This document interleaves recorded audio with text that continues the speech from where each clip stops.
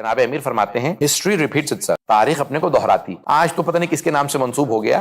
یہ بڑی پتہ نہیں عجیب و غریب عادت بن گئی ہے کہ کسی کا قول چرایا اپنے نام سے منسوب کر کے چلا دیا. اور یہ بہت سے تو ایسے ہیں کہ دوسروں کے بھی آج اہل بیت سے لوگ منسوب کر دیتے ہیں. یہ بھی غلط ہے. اہل بیت علیہ السلام سے غلط قول کو منسوب کرنا گناہ کبیرہ میں سے روزہ باطل ہو جاتا ہے، اور نہ ہی ان کا قول کسی اور کو دیا جا سکتا ہے. اب یہ باتیں بہرحال بتانا ضروری ہے. کہتے تھے کہ ایک بنی امیہ کا دور تھا جہاں پہ حدیث کثرت سے گھڑی گئی. دوسرا آج کا دور ہے کہ بھئی جو چیز ہوتی ہے اٹھا کے وہ اسٹالن کا، اس کا، اس کا، جس کا مرضی قول ہوگا کہتے قال امیر، حضرت علی السلام نے فرمایا اور وہ حضرت علی کے نام سے چلا دیا. بھئی یہ گناہ کبیرہ میں سے چلانے والا یہاں تک کہ آغا سیستانی کا تو یہاں تک فتویٰ ہے کہ اگر آپ نے بغیر تحقیق کے روزے کی حالت میں فون پہ فارورڈ بھی کیا تو روزہ چلا گیا. تو اس لیے تحقیق کر کے کرنا چاہیے. بہرحال ذمہ داری سے یہ چیزیں، آج کل تو سب کچھ لوگ فارورڈ کرنے میں تو ماہر ہیں. پوچھ لو کہ بھی کیا حوالہ کریں گے، مجھے تو آیا تھا فارورڈ، میں نے آگے فارورڈ کر دیا. جب آپ کو ویسے ہی آیا تھا بغیر ذمہ داری کہ آپ نے 100 لوگوں کو فارورڈ کر دیا. تو بہرحال یہ چیزیں بڑی ذمہ داری سے کرنے والی ہیں. تو بہرحال یہ اب جو جناب میں پیش کرنا چاہ رہا تھا سننا چاہیں گے کہ یہ تاریخ ہے. جناب امیر صاحب فرماتے ہیں کہ اگر تم اٹھا کے دیکھو کہ عراق کی پوری تاریخ ہے جس کے لیے تاریخ اپنے کو دہراتی ہے. جو تاریخ جانتا ہوگا وہ زندگی میں غلطیاں نہیں کرے گا کیونکہ دوسروں کی تاریخ اس کی زندگی میں نظر آئے. ہسٹری مولا امیر نے کہا کہ مولا یہ جو آپ فرماتے ہیں کہ مجھ سے بہتر کوئی فیصلہ نہیں دے سکتا. جتنے میرے زمانے کے جتنے بھی حاکم اور قاضی ہیں ان میں سے کوئی بھی میرے سے بہتر فیصلہ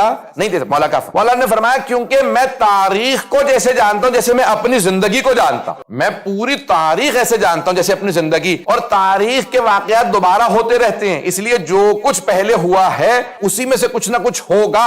اسی لیے بہت سے بڑے بڑے جو پولیٹیشنز ہیں نا وہ ہسٹورینز کو ہمیشہ ہائر کرتے ہیں پالیسی بنانے کے لیے. پولیٹیکل سائنس والوں کو نہیں بٹھاتے.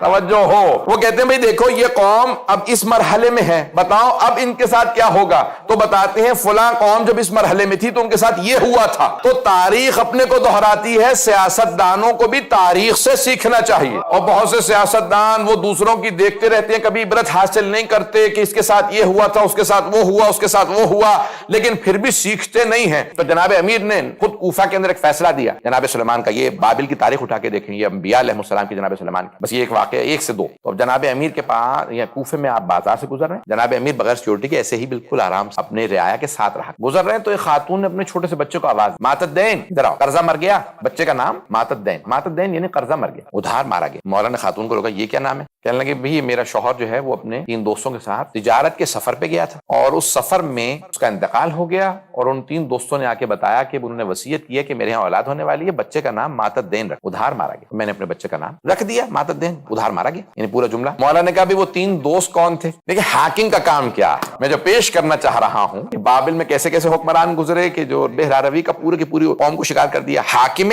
حقیقی، حاکم معصوم کیسا ہوتا. اب امیر المومنین نے کہا بھی وہ 3 دوست کون ہیں، ذرا ان کی معرفی کرو. کبھی یہ نام یہ نام یہ. فوراً مولا نے لوگوں کو بلایا، کبھی جاؤ جا کے یہ 3 افراد جو اس نے نام بتائے ہیں ان کا پتہ معلوم کرو، انہیں گرفتار کر کے لے آؤ. مولا گرفتار کر کے لے آئے؟ کہا ہاں. ان کو اریسٹ کر لو. گرفتار کیا. مولا نے کہا بھی ان کو ستونوں سے باندھ دو، مسجد کے پلرز کے ساتھ باندھ دو. باندھا. کہا فاصلے سے باندھنا کہ اس کی آواز اس کو نہ جائے، اس کی آواز اس کو نہ جائے. جب میں تفتیش کروں گا. تفتیش کون کرے گا؟ مولا نے خود. تفتیش سے سمجھتے ہیں نا. تو اب جب وہ جو پولیس کی انٹروگیشن جسے کہتے ہیں آپ انگلش میں، تو انٹروگیشن جو ہے مولا نے کہا میں خود کروں گا، تفتیش خود کروں گا. اب مولا نے گروہ بلایا لوگوں کا. کہا بس بھئی ایک بات یاد رکھو، جب میں کوئی سوال کروں نا تو تم اللہ اکبر چیخے مارنے لگنا، شور مچانے لگنا. اللہ اکبر.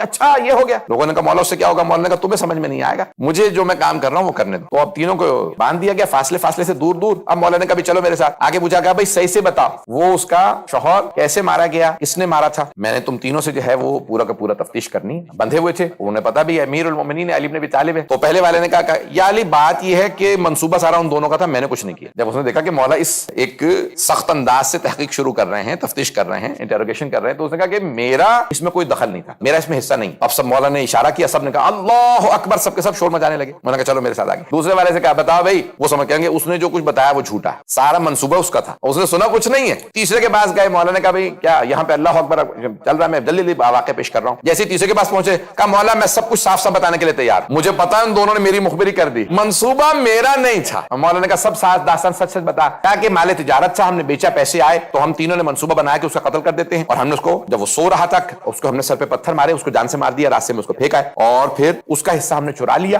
اور پھر جان بوجھ کے ایک جھوٹی داستان بتائی کہ بھئی وہ مارا گیا. مولانا نے کہا بھئی یہ تینوں واجب القتل ہیں کیونکہ انہوں نے ایک آدمی کا قتل کیا, اس کے جو ہے ساتھ دھوکہ کیا. کہا ان کا پیسہ جو ہے اس خاتون کو, اس یتیم بچے کو دیا جائے. اور مولانا نے اس خاتون کو بلایا, کہا آج سے اپنے بچے کا نام رکھ دے عاشت دین, قرضہ ابھی تک زندہ, ادھار مارا نہیں گیا, ادھار زندہ ہے. تو کہا یا علی یہ کیسے آپ کو سارا سمجھ میں آیا؟ یہ نبی سلیمان کے ساتھ بھی ہو چکا ہے.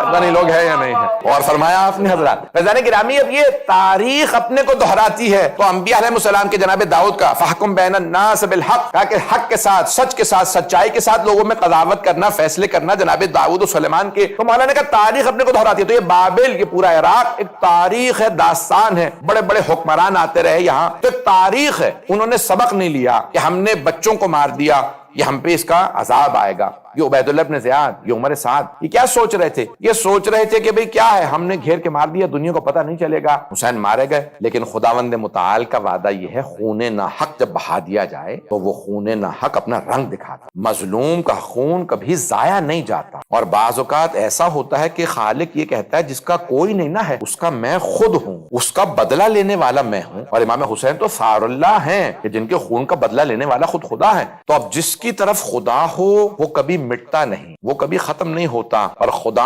حسین ابن علی کے ساتھ ہے, خدا جناب زینب کبریٰ کے ساتھ ہے. اب سمجھ میں آیا یہ انبیاء کیوں سلام کرتے نظر آئیں گے جناب زینب کو.